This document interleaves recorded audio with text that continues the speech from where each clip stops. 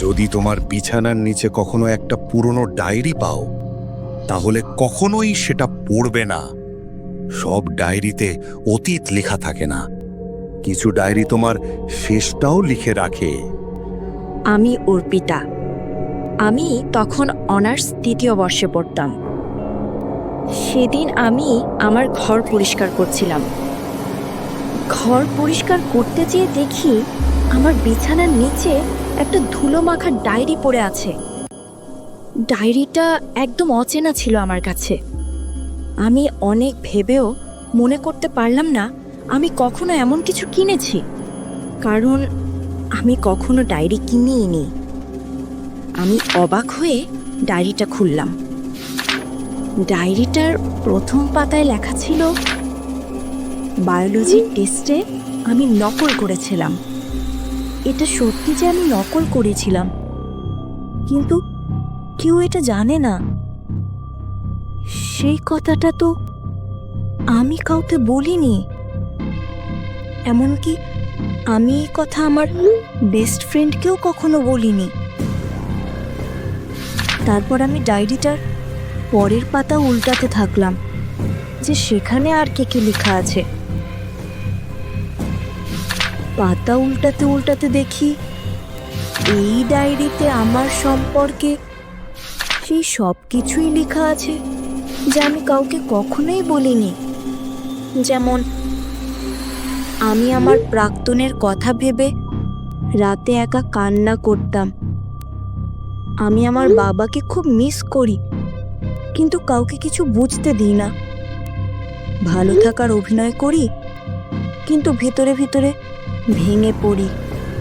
এই কথাগুলো আমি কখনো কাগজেও লিখিনি। এই সবগুলো আমার মনেরই কথা, কিন্তু আমি কখনো কাউকে এইগুলো প্রকাশও করিনি। ডায়েরিতে লেখা প্রত্যেকটা কথা আমাকে অনেক অবাক করে। সবচেয়ে বেশি অবাক করে ডায়েরিটার শেষের পাতা। এইটা ছিল ভয়াবহ। আগামীকাল রাত 11:57 অর্পিতা মারা যাবে।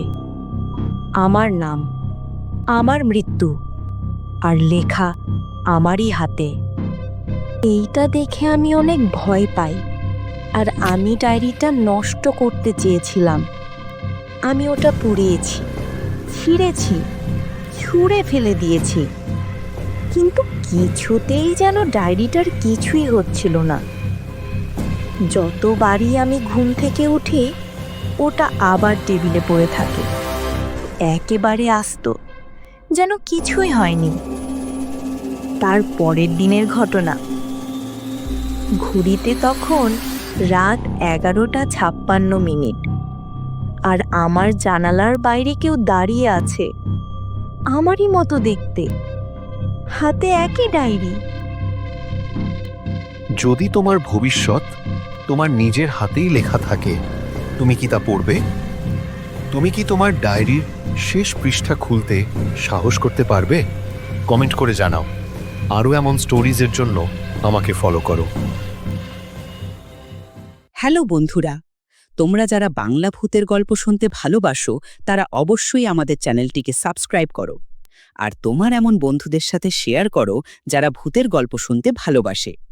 তোমরা যদি এই গল্পের পরবর্তী পার্ট চাও, তাহলে আমাদের চ্যানেলটিকে সাবস্ক্রাইব করে আমাদের পাশেই থাকো, আর লাইক কমেন্ট করতে ভুলো না যেন।